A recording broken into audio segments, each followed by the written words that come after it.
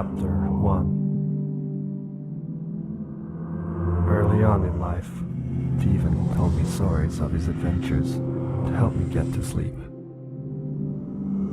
There was this one particular adventure he went on that I remember the most. The events of this following story was before I was born.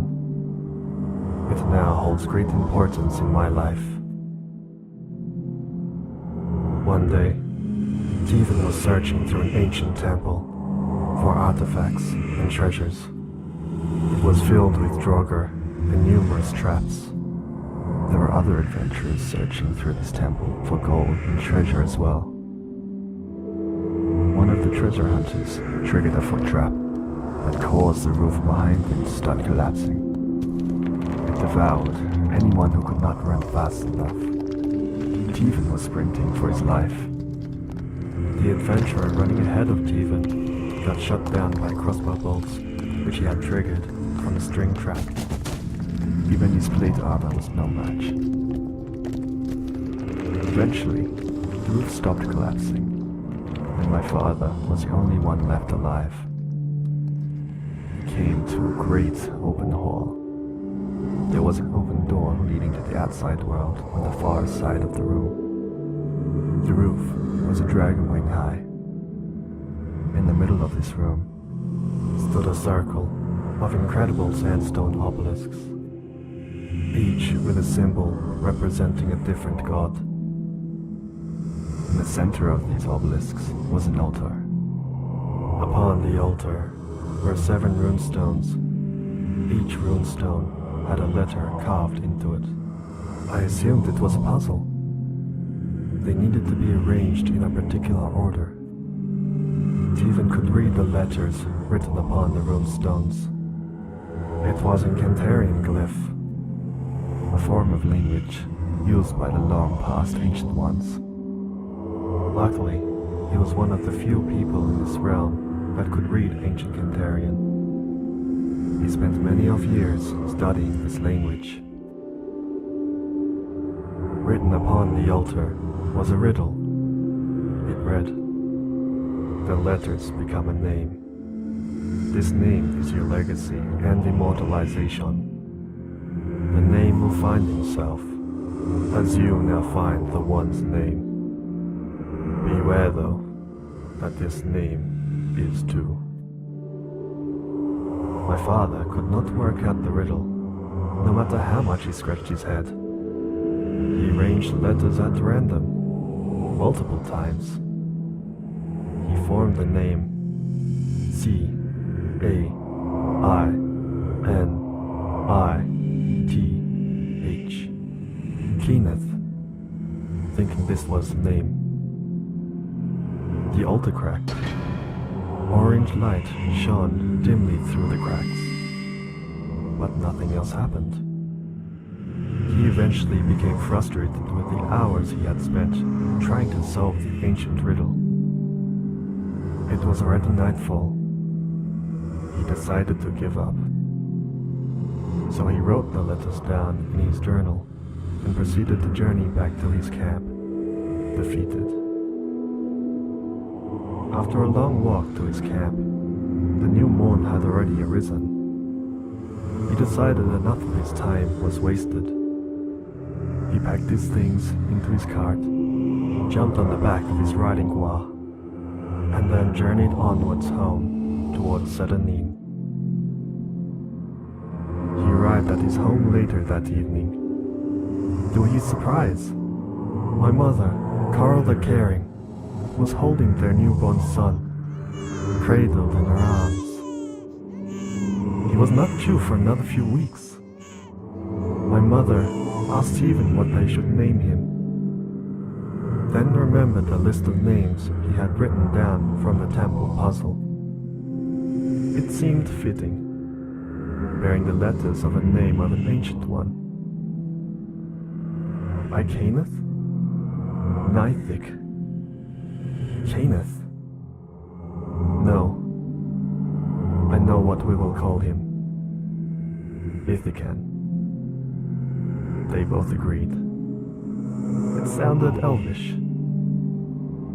I would be known as Ithican from that day forth. A few years passed since the day of my birth. My parents and I lived in a cavern close by to town. There, along with my brother Cathan, who was the eldest of our siblings, and my sister Camilla, being the second youngest. In town, there was a store of which my parents owned. They sold artifacts and treasures my father had found on these excavations. They also sold story scrolls. These items were sold to travelers who passed through the town. One of my earliest memories was of Camilla and I keeping watch of the store and giving iced guar cream as payment. There were these little powdery sweet bones mixed in with the chocolate iced guar cream. This was to resemble an excavation site. It even came with a miniature wooden carved shovel.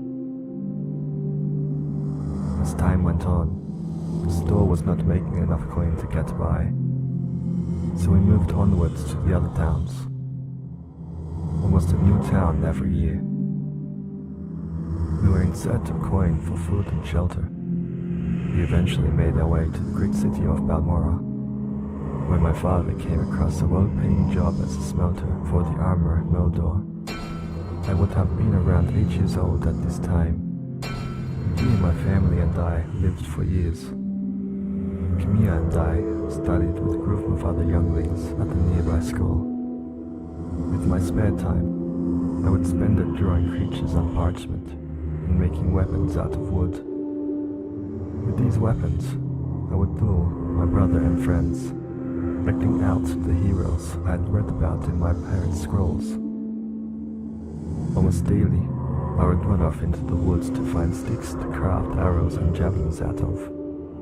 I would imagine I was fighting dragons, warriors, and other mythical beasts. As early on as I remember, I was always very well in touch with nature and her animals. I would care for the injured, tame the native wildlife, and practice my archery in the woods. Around that time, whilst in the woods, I was searching for a lost arrow I had misshot. Incredibly hard arrows are to find in even the shallowest of grasses. In my search, I came across an injured wolf pup hiding in a hollow log. He had 3 claw marks across his shoulder and down his chest. He must have been attacked by another wolf. Oddly though, the claw marks seemed to be burnt in, as if the claws were on fire. The pup was a grey wolf, small, shivering, and seemed to be in pain. My heart was in pain of this sight. It was unbearable. I had to take care of him. I picked up the poor wolf pup, though it did not take me long to realize there was not much I could do to save him. He was so gravely maimed. But I would not give up on him, as he needed me. As I held him in my hands, I whispered, "By the gods, please heal him. Let me share his pain. Heal him. Let me sacrifice myself so that he may live. Heal him. Share my spirit, and let him be healed." At that moment, a flash of blue light came from the wolf pup's wounds, and immense pain washed over me. I vaguely remember the skin on my chest being torn apart. It was so painful, in fact, that I had blacked out. An hour or so later that evening, I awoke to the sound of a calm breeze, rustling the leaves overhead. Cradled in my arm was the wolf pup, sleeping. His wounds had become but a scar. I now bared the same scars across my shoulder, down across my chest. Something felt different now. I had a new feeling. I soon realized that what I was feeling was what the wolf pup was feeling. He felt content and happy now. I brushed my finger down the ridge of his forehead to where it meets his nose. I could feel it on the ridge of my nose too. As he opened his eyes and looked at me, I could see myself. Through his eyes, in my mind.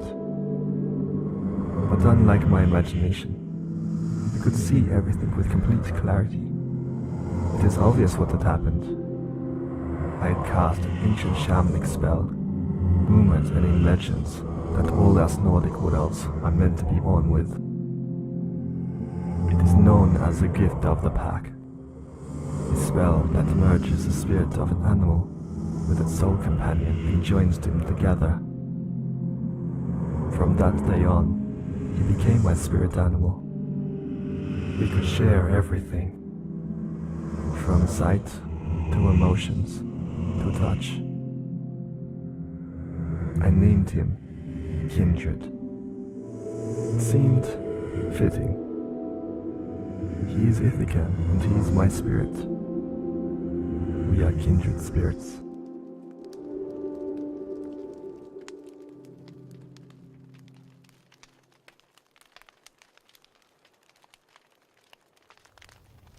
What are you doing? Filming the moon. Moon. The moon.